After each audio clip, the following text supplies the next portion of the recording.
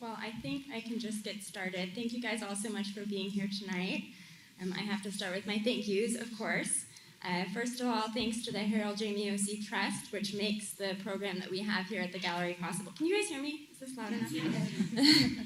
Which makes the program here at the Gallery possible. We do it every show, but we can't thank the Trust enough for providing this awesome program for our students and for our community. So I like to do applauses. If you guys don't mind, can we do an applause?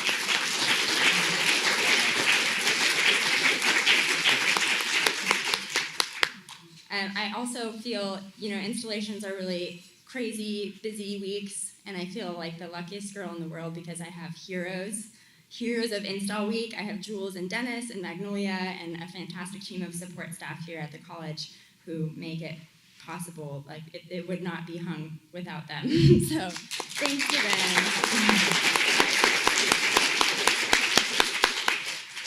them. Anila's work is very heavy, as I'm sure you can imagine. It's made out of steel, so it's 500 pounds, and that requires collaborating with the Cuesta Facilities Department people, and it was really gracious of them to help us get that installed and come back multiple times and correct and adjust, and so I'm grateful to them as well.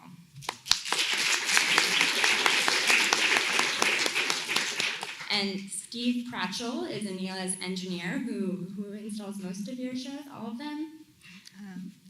The sculptures, and he was here for 2 days. He landed at the SLO airport, came straight to the gallery, stayed till 8 p.m., came the next day, and we couldn't have hung it without him. So thanks to Steve.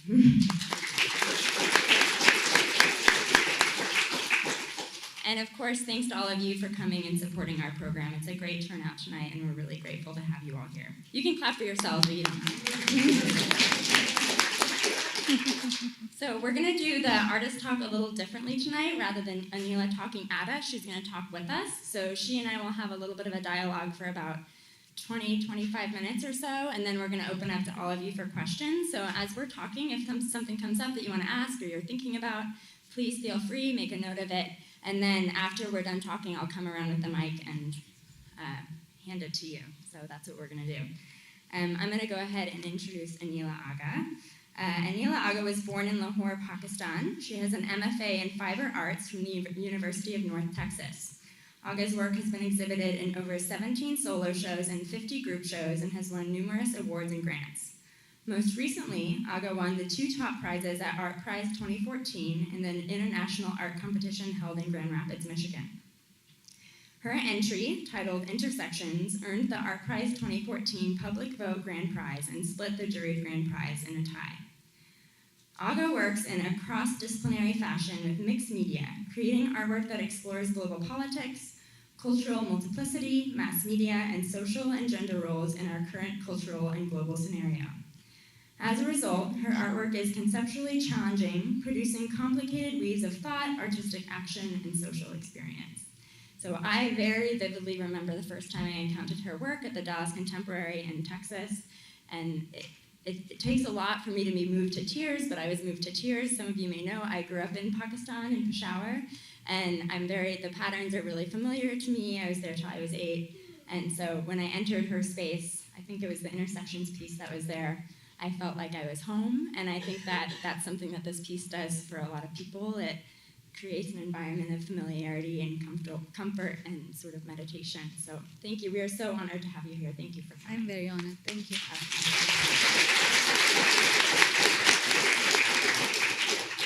So since many people here may not be familiar with you and your work, can you share a little bit about your background? First, let me thank you all for coming out. It's a beautiful location. The weather is fabulous. And thank you, Emma, for having me. She was very insistent, and I was very flattered to say yes, and I'm very grateful that I'm here. Thank you. Also, Cuesta College for funding the whole thing, I guess, and I'm very grateful for that too. A little bit about my background. I was born and raised in Pakistan until my mid-20s when I moved here to the US. And my family, we moved to Dallas, Texas, where I decided to go back to school to get an MFA in fine art, really. And so my background was already in textile design from Pakistan, and it made sense to continue in that area. And I spent 4 years in Dallas and another 4.5 years in Houston before I moved to Indianapolis. So I've been here in the US for about 17 years, and now I teach in Indiana, the reddest state ever. And I'm very, very liberal, so it's sometimes hard, but often quite a lot of fun, because the school that I teach at is like a liberal oasis in the middle of Indianapolis, and it's nice to have colleagues who are as like-minded as I am myself. So that's a little bit about myself. As I was saying, I first saw Anila's work. I think it was the original one. It was made out of wood, I believe. It's a little bit larger, and since then you've sort of developed this cube installation that you've been doing. So I was curious to hear a little bit more about the development of this particular piece. So a little background about how it all happened, if I may. I think often something allows an artist to sort of break new ground. And I was very lucky that I was working at Indiana University that has a lot of money for research. And so I applied for a grant, was lucky enough to receive the grant that allowed me to travel first to Spain. As a child, when I was growing up in Pakistan, there are stories that people tell, or history tells us about the Moors being in southern Spain. So I was very interested in visiting Granada to see the Alhambra Palace. And while I was visiting there, I realized that that was something that really made me feel very much at home, just like you felt when you went into the Dallas Contemporary. It was kind of like a homecoming without the large baggage associated with it. And the large baggage is how women in Pakistan, at least while I was growing up over there, didn't feel like they belonged in public spaces. So for me to be able to be in a public space that was the Alhambra Palace and not be chased out was very important. So I kind of thought, okay, I'm gonna, do something similar, because when I was walking around, I noticed a lot of people. There were like hundreds of people as tourists who were going through it, and they had this look of awe on their face, which was really kind of interesting, because often you think, what is it that makes an artwork really important for people? And I think it's like the really personal that becomes very global. It's meaningful to the artist, but it's also meaningful to a larger population. And so when I saw these people walking around looking at this beautiful environment, it made me want to do the same on a very large scale. So initially I had this idea of making something that was quite a bit larger than the actual piece that you actually saw at Dallas Contemporary. But as with funding, as it gets reduced, your size becomes reduced. And so I didn't have the amount of money that I needed to build my first idea, so I scaled it down to a smaller idea, and it actually still worked. And so that was the genesis of it. You have a really robust background in textiles, and I know the first piece I saw was wood, and this one is steel, and so I'm interested in hearing you speak a little bit about the relationship of your work and your installation to the material that it's made with. Material, I think, now that I've started using steel, in a way it has become immaterial.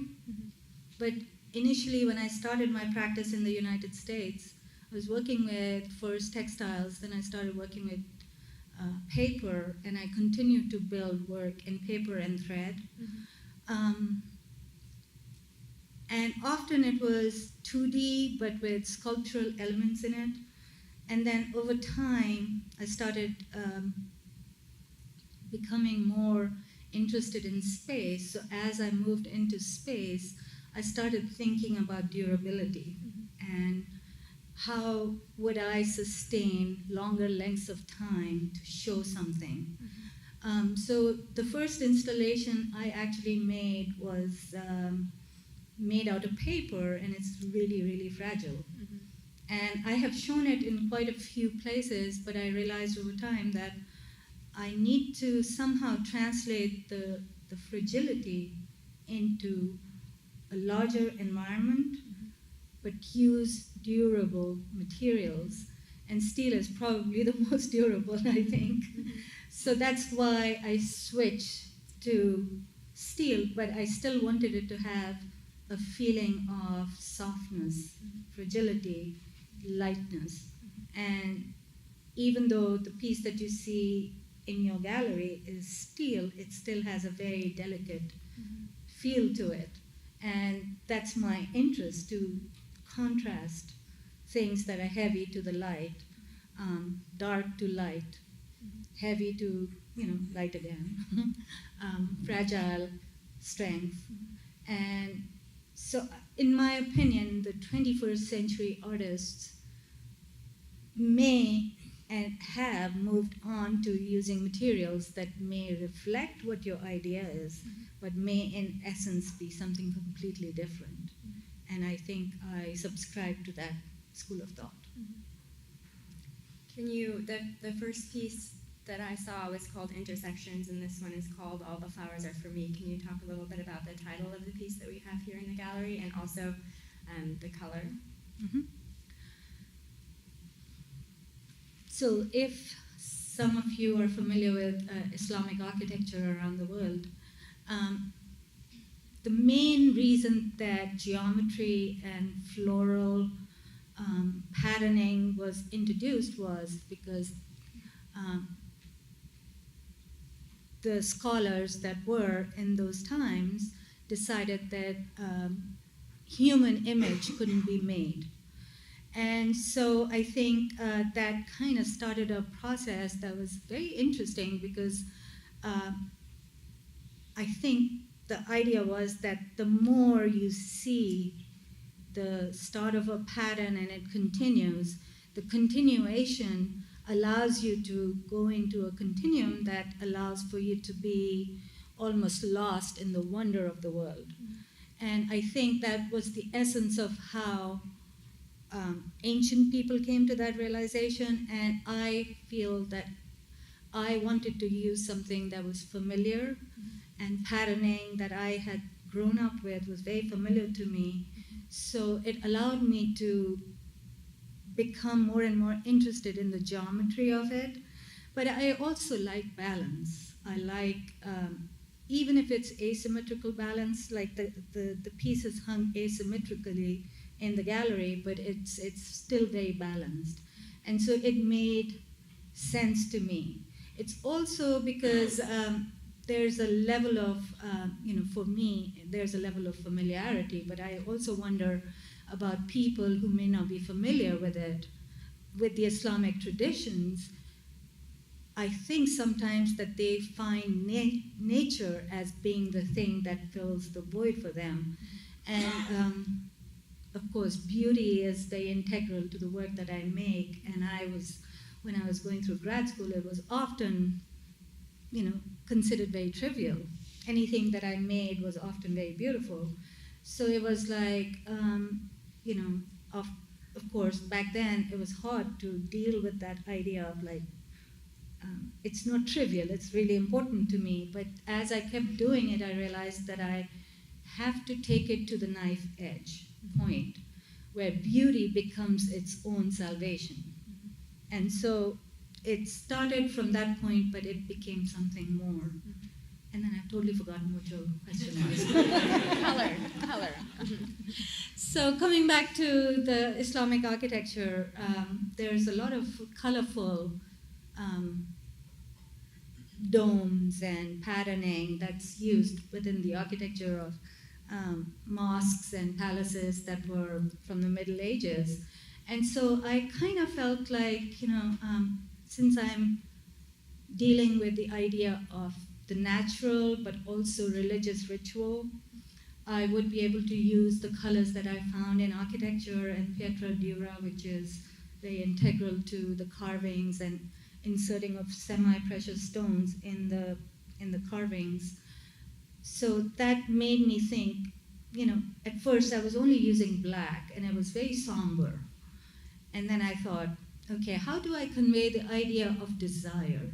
Desire for a woman to make a place for herself that is important. And I gave Emma earlier an example that when the new healthcare was being designed for us, there were 13 white men who designed it. There was not a single woman in there.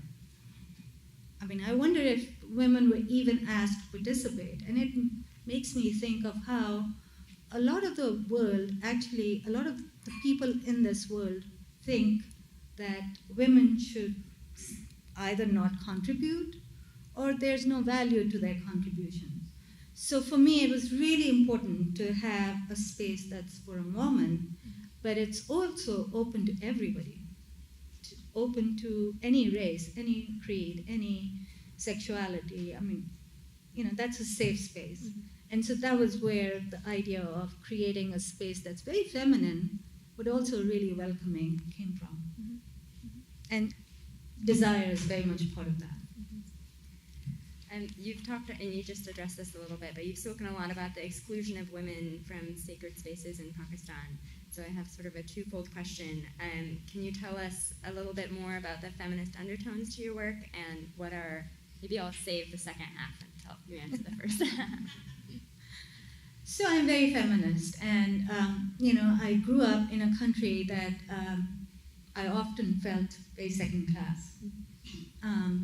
Not that my family made me feel that way, but I think the society is set up to do that to a lot of women there.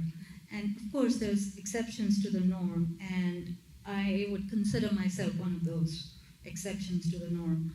But often I felt that public spaces were not for me. But I went on protests with the people from the art school that I went to. And I remember some of our professors were like right in the front, and they would have, the police would come out with these sticks and they would beat us. And, I was protected, but some of my professors, female professors, were in the front. And it sort of left a mark in my mind of like what it means to fight for your rights. Mm-hmm. And then in my mid-20s, I moved here thinking that I'd be very free. But the more time I spent here, I realized that there are different types of being entrapment. Society makes certain areas accessible and other areas non-accessible to certain genders. But it also happens to minorities. It happens to people who may not be just a norm, like regular people. And I find that is, to me, to my mind, it's not acceptable. And so those are the underpinnings of whatever I do. I have to make work that makes sense to me, to my place in the world, and how much good I can do. But also back in the early 2000s, when I was going to school and after, I kind of had a crisis of faith where I realized that, I have a son who kind of said, Mom, you make pretty pictures. And I thought about that a lot. It's like, yeah, what is my contribution to my environment? And so teaching is my way of contributing back to my environment. But I also feel the kind of work I make is making my culture accessible, but also my voice heard. And to me, that's very important. So it's a way to contribute, but it's also to stand up for my own rights. And hopefully for the rights of other women and other minorities, whatever they may be. What are some of the challenges you faced as a woman of color in the contemporary art world? Good one. Well, for the longest time, I think I did the university gallery route to find recognition. It was often very hard to have curators pay attention to my work because, and actually this happened to me. One of my very good professors at the University of North Texas once took us out for a small job, and then she paid for dinner. And it was the first time that it had ever happened for me in the United States where a professor paid for my dinner. And so we were sitting together talking, and she turned around and looked at me and said, "So tell me what your story is." So I told her a little bit about myself, and then she, with a very compassionate look on her face, said, "Anila, you're doomed. You're making work about women. You are an ethnic woman, and you are a woman of color. It's going to be, and you make work about women. It's going to be quite difficult." And I took that as a challenge. And no blame on her, because when I face such things, when people say such things, I'm like a fighter. I fight back. So I decided that, okay, I guess I have to work 3 times as hard as everybody else. And so it galvanized me into doing more and more action. I started sending out 100 packets a year. That's a lot of work. I'm very shy, actually, so it was hard in the beginning to be able to make myself heard. And I often thought, hard work will pay. And it did in ways, but it took a lot longer. And I remember when I won the art prize, it was very surprising for me because, prior to that, I'm suddenly on the world stage and I'm like thinking, but I made good work before this. How come? And so it's been quite an eye-opener, but I'm very grateful. I am grateful that people are paying attention and people are looking at the work and enjoying it. And so I guess hard work does pay off. I mean, you just have to get yourself heard. Can you talk a little bit about the process that goes into making your installations, from sort of idea, how the idea developed, and then actual execution? Often it takes a long time. I think, like I was telling you earlier, there's a continuum within an art practice, and I had been working quietly in my studio for years. And I remember one time at IU, we had a big snowstorm that came through, and I had a project that was due to go out early January. So the school closed down, and I was already late. I was running behind. So I put the school got closed, and really we couldn't go outside because the snowstorm was so bad that we were kind of stuck at home. And I worked from every morning, 7 a.m. to at least 2 a.m. every night for 13 days. And I was locked. I had enough food in the house that I could eat and go to work every morning. And it was so cold out in my garage that I dressed like Yeti and had like 3 sweaters and a jumper on top and boots and a heater under my feet and around me, 3 space heaters, just to be able to make my fingers feel like they were alive. But I finished the work. So it's like, I think you just have to put your head down and work, I guess. That's what I would do, or I do. Often I get very lazy as well. That often helps when I can feel the winter coming on. And that's when I sort of slow down and start thinking a lot.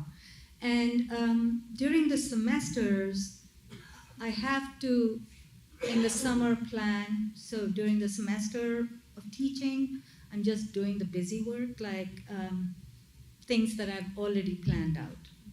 So then I can be productive. Otherwise, it gets very difficult because there are at least 50 students that I have to teach, so it kind of becomes quite onerous in doing a new design, a new project. So I try to plan ahead quite often, like 2-3 years sometimes. It takes, like for the intersection piece, it took about 2 years from inception, grant writing, receiving the grant, and building the project. And of course, I had wonderful help with Steve Pritchell, who's up there in the corner hiding behind everybody else.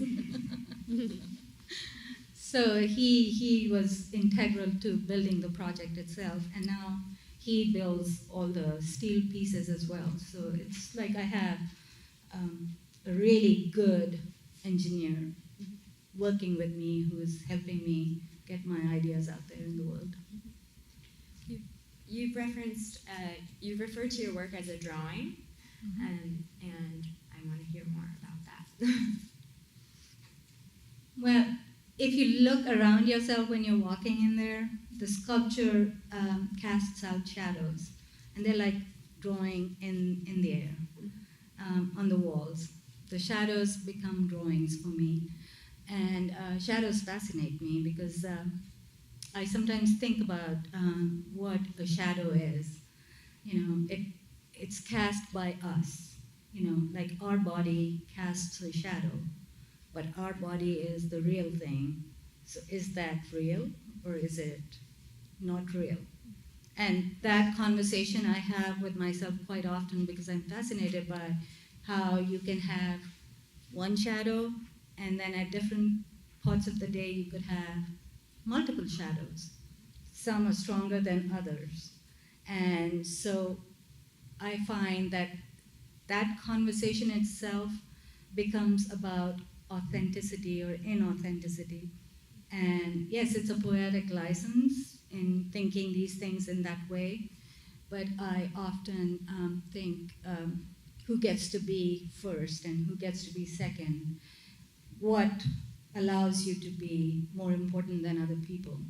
And so I have these conversations in my head, and I read a lot, so that helps quite a bit. And I do enjoy kind of novels more than creative writing. It allows me to sort of jump mountains in a way to get where I want to get, because it allows for our imagination to rise. And so I don't know if that answers your question. What are some other artists who inspire you, or who artists you've admired or have emulated or thought about a lot in your work? There are quite a few women artists who have inspired me over the years. Both of them are actually based out of the Midwest. One woman, she lives in Chicago and works at the Art Institute there, Ann Wilson. And I first saw her work that was kind of really interesting because she was doing embroidery on fabric with human hair.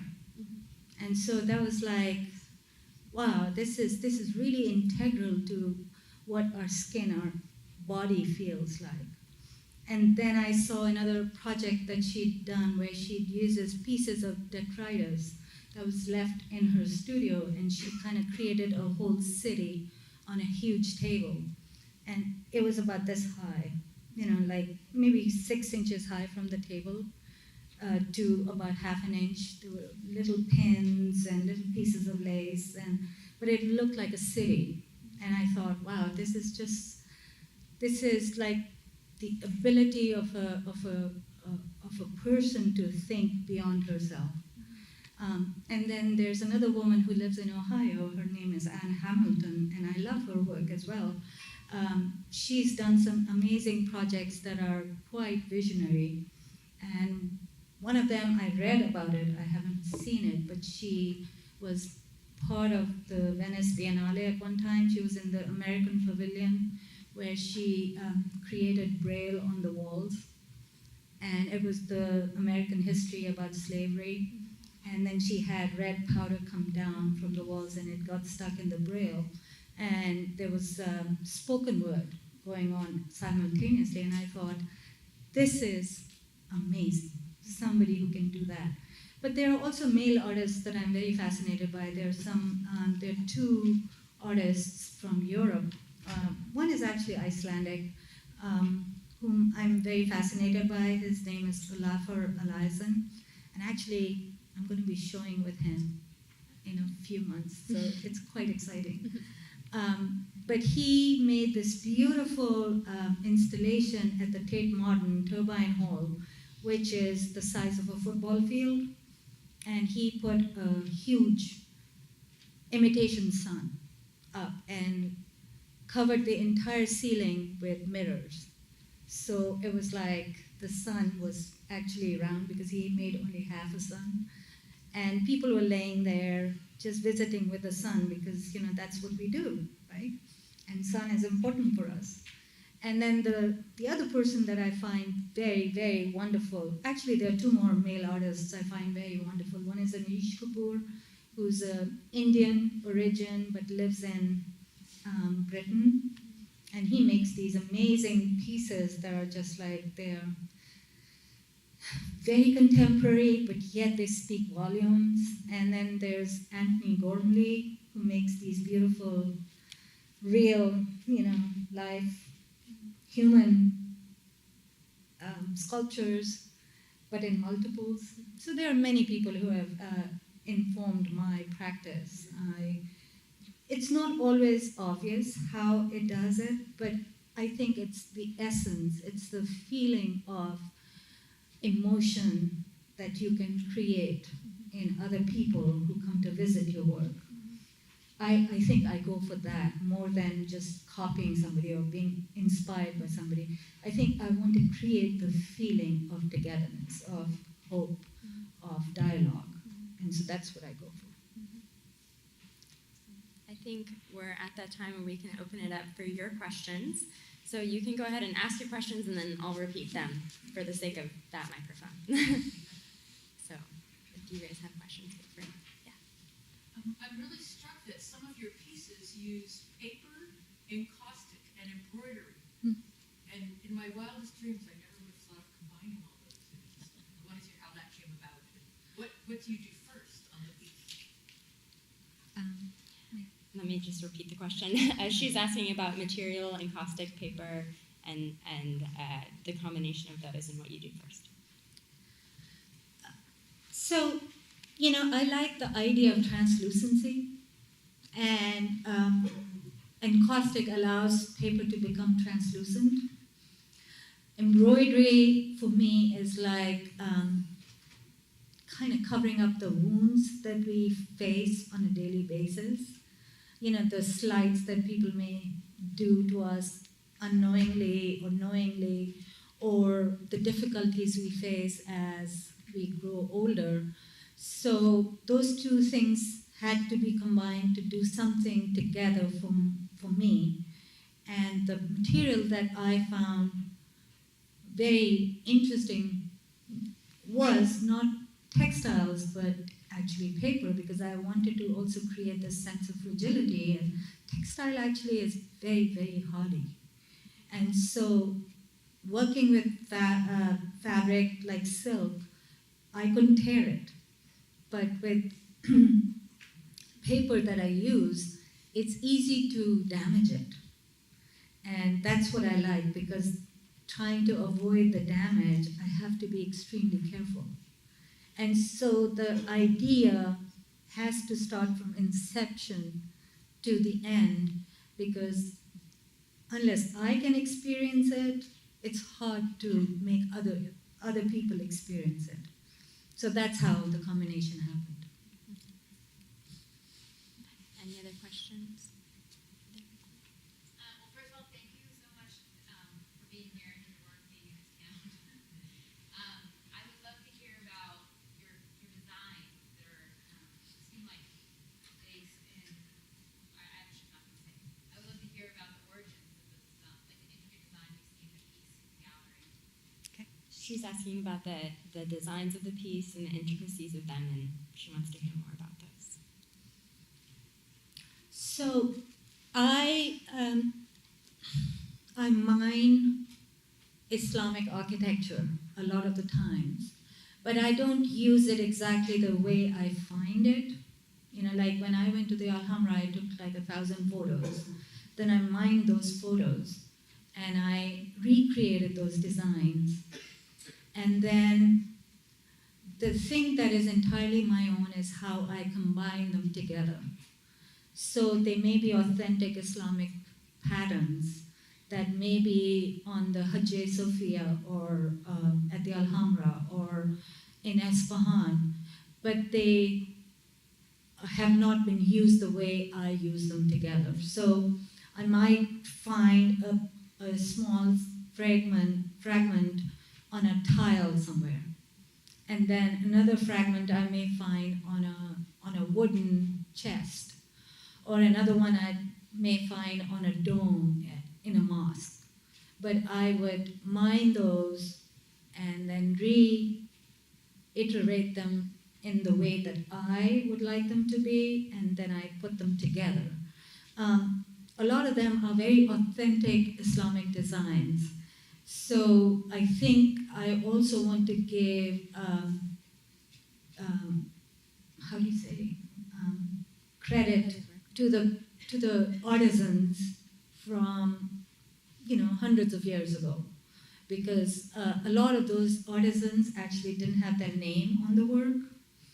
And I think that often when I'd go to a place like the Alhambra or visit a bridge that was built by the Romans, I just feel like I'm connecting in time to these people who were great thinkers and designers and builders to another time. And to me, that kind of brings tears to my eyes. And so I want to give them credit as well for being able to create these beautiful buildings and these amazing artifacts that we enjoy now. So I hope I answered your question. Elizabeth? I think I noticed one show was in Abu Dhabi. Mm-hmm. Is that correct? I'm wondering if you've ever had a response, reviews by Islamic men to your work and what that is. She's asking, she referenced the show in Abu Dhabi and asked about any responses by Islamic men to your work. The people in the Middle East love my work.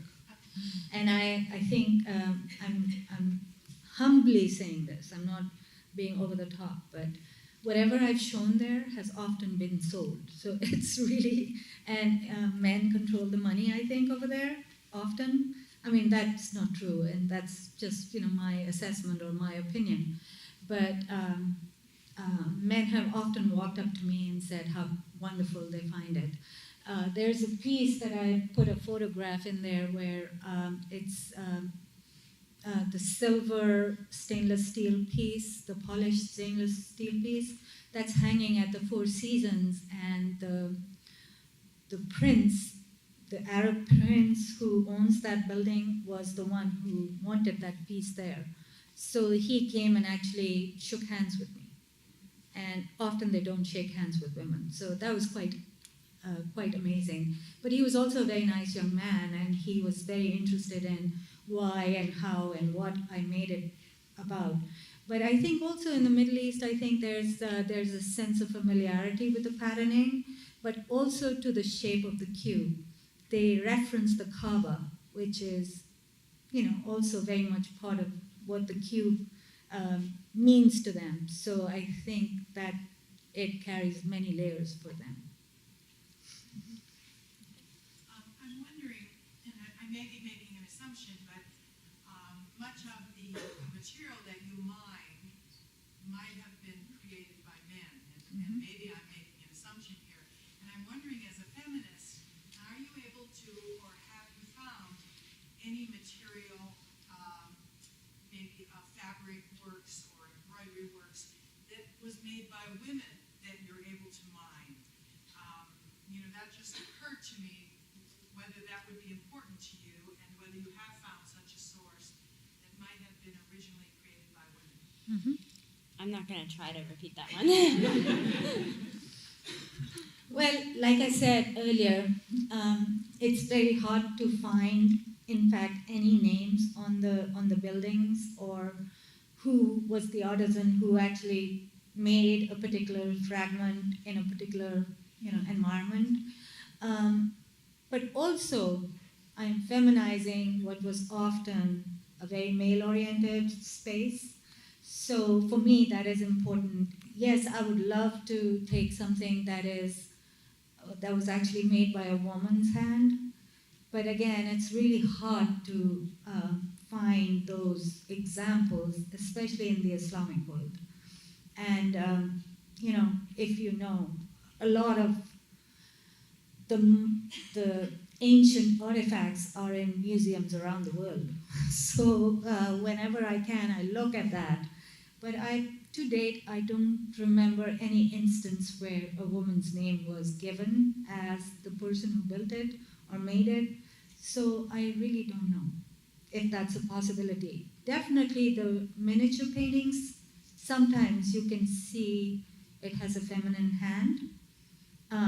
And miniature paintings are these really beautiful, very small, book-sized paintings that were made for the royal courts in India and Persia and different places, like wherever the royal systems were. And so there's often, sometimes you can find erotic, but also very feminine environments. And I imagine that there may be a chance that some of those artists may be female. But again, we don't have names often, so it's hard to say that. But yes, it would be very cool to have that. Stephanie? You talked earlier about beauty is its own salvation, and I was wondering if you could go into that a little bit more deeply, because I don't want to guess that I think I know what it means, or what you mean by it. Thank you. Stephanie references you saying beauty is its own salvation and wants you to elaborate. So, do you know the writer who wrote War and Peace? He once said in one of his books, I think it was the Brothers Karamazov, I think, or maybe another one, I can't remember, but he said that beauty would save the world. So I was reading that book or another book, and I really enjoyed that line. I thought, often all of us will pay anything to go see a beautiful sunset. And we often look at craft work that is so stunningly beautiful. We buy clothes and jewelry and shoes that are handcrafted, but we decry that. We often tell ourselves when we are looking to buy fine art that craft should not be part of it. It shouldn't be beautiful. So I find that a very strange thing for the Western world to kind of be involved in.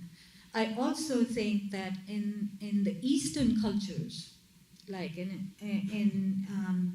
India, Pakistan, our desire to make beautiful things is very integral to the way women are raised there. But also if you go to Japan and Korea and China, you'll see that people are very interested in making beautiful crafted objects. So there's a very different sensibility when it comes to beauty in the East and beauty in the West. I personally don't think beauty is trivial because it can bring you to a tear, or it can make you angry, or it can make you feel emotion. And that's what I'm trying to do with my work. So it's really important to me to take it to a knife edge where it becomes over the top beautiful. So it's no longer trivial, but it's actually everything. I mean, human body is beautiful. Women are beautiful, men are beautiful. So why do we decry that? And that was what my thought was in the beginning when I started doing this.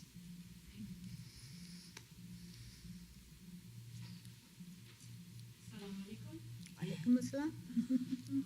I'm wondering how your work, you mentioned you're feminist, how it plays with when you show your work in the Middle East or Pakistan or wherever, that created that angst or discomfort with the position of women. So I'm familiar with that. I grew up there, and I lived in Dubai most of my life. And as an artist, I struggled with that. How our work can be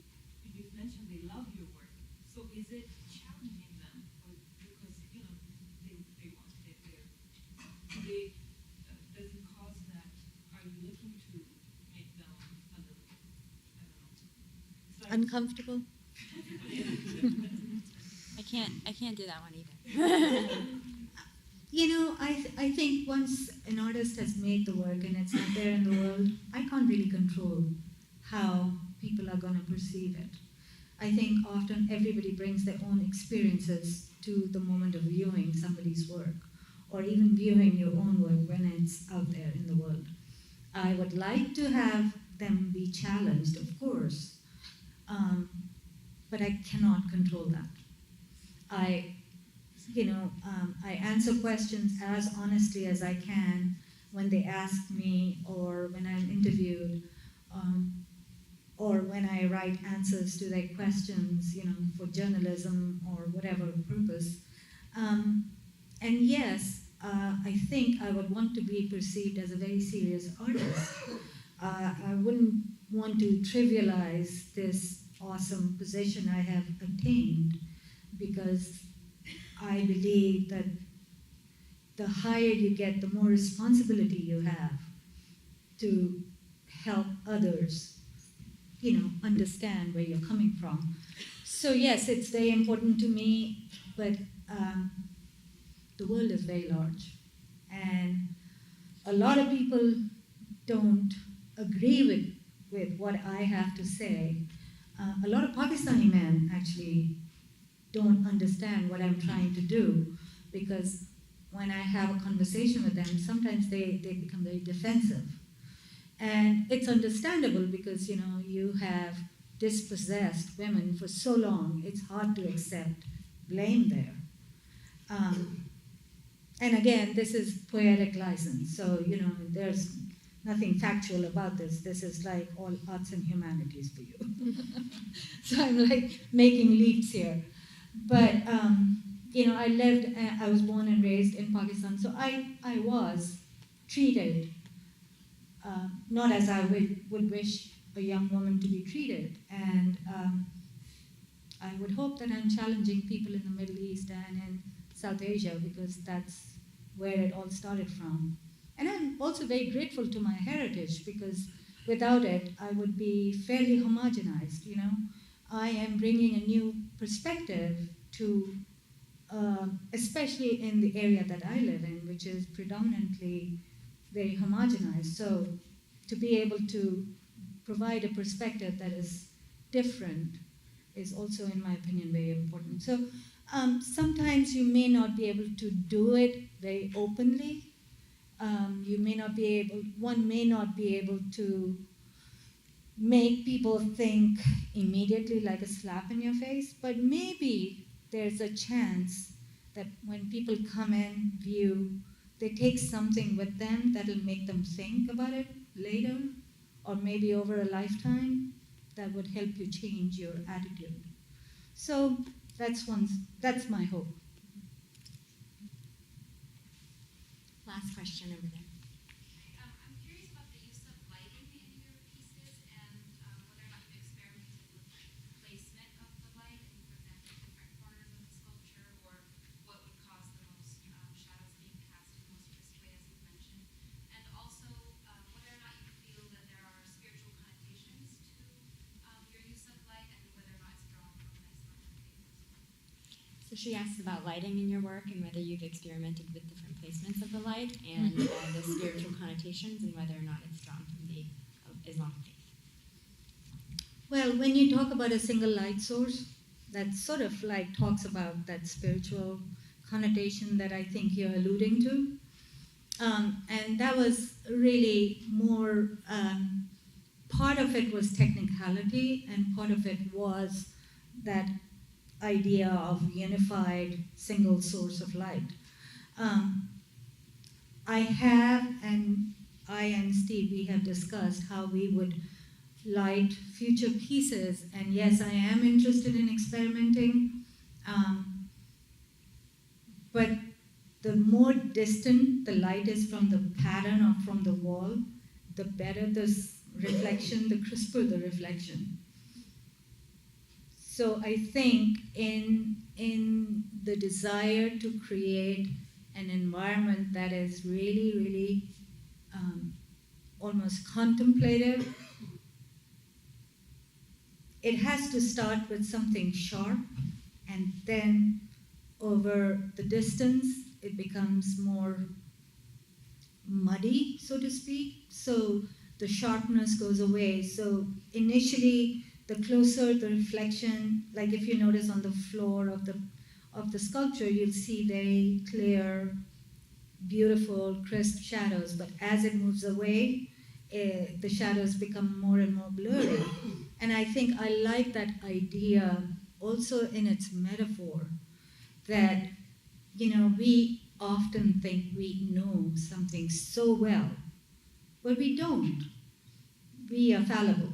I am fallible. So I often think about that the idea, the concept of religion in itself is very fallible. The closer we are to it, the more certain we are. The further away we move, the more educated we become, the less inclined we are to believe everything that is set forth in front of us. So I think what I believe in is critical thinking and the ability to decide if something really works in this day and age, but also the technicality. Now, the other part of the question is, the further away the screen is going to be from the light source, the better the shadows. The closer it is, the less it's going to be clearer. I am building a tetrahedron for a show in